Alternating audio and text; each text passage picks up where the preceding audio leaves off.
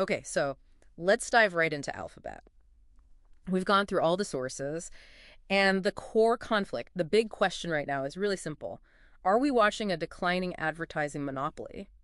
Or are they, secretly becoming something totally different? Something like the foundational utility provider for the entire AI age, that's the wager. Exactly, the whole pivot. And the irony, of course, is that their current strength is what's funding it. Yeah. I mean, they just had their first ever quarter over $100 billion in revenue. 102.3 billion just for Q3. Right. So on paper, they look stronger than ever. Mm-hmm. But inside, there's this massive existential pressure to change. So let's start with the cash cow then. Search. Everyone was screaming about the AI death of search, but it grew 15%. $56 billion. You're saying they protected their ads, but how? I mean, aren't AI overviews supposed to mean fewer clicks? Well, it was some really very controlled engineering. They rolled out AI overviews, sure, and it got people searching more. But, and this is the key, they were so careful to make sure it didn't eat into the high-margin stuff. The commercial queries, the ones with the ads. The ones that actually pay the bills. Yeah. They managed that transition, so far, flawlessly. And at the same time, you've got Google Cloud just exploding. 34% growth. To $15.2 billion. And get this, they've secured $155 billion in contracted future revenue. That backlog is just, it's insane. It's guaranteed money. They've basically pre-sold their cloud capacity for the next 3 years. Okay, but here's the number that really jumped out at me. The capital expenditure. They're guiding for $91 to $93 billion for 2025. A staggering number. It's more than the top 5 pharma companies' R&D budgets combined. That's not software economics anymore. That's heavy industry. That's utility economics. Right. They are building the physical power plants for the intelligence age.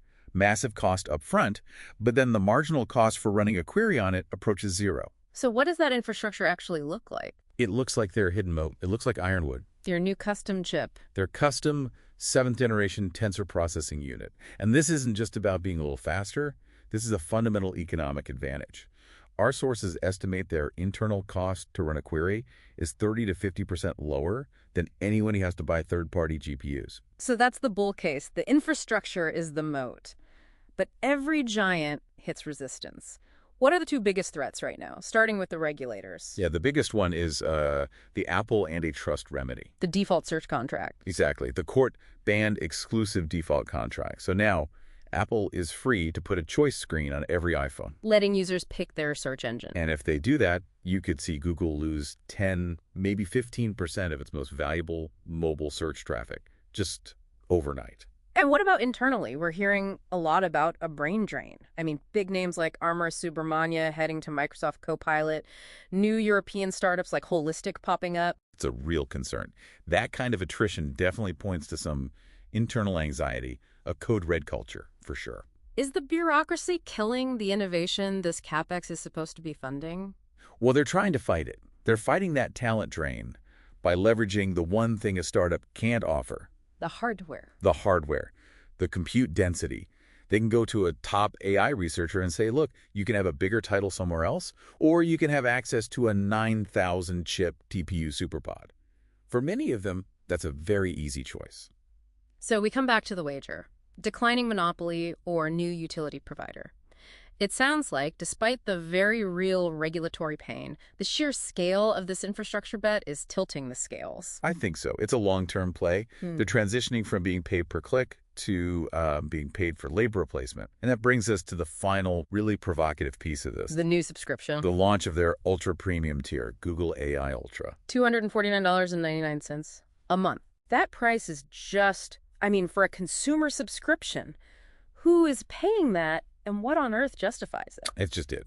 The price is specifically designed to subsidize the compute for something called Project Mariner. This isn't just a better chatbot. Mariner is an autonomous agent. It's designed for complex, multi-step tasks. Labor replacement tasks? Think automating an entire company's scheduling backlog or managing complex data flows. They are setting a price that reflects the value of replacing actual human labor. And that completely changes the game from advertising. So the question for you is, if Google can actually replace a tangible piece of white-collar work, how quickly does that $250 subscription become the cheapest employee you've ever hired?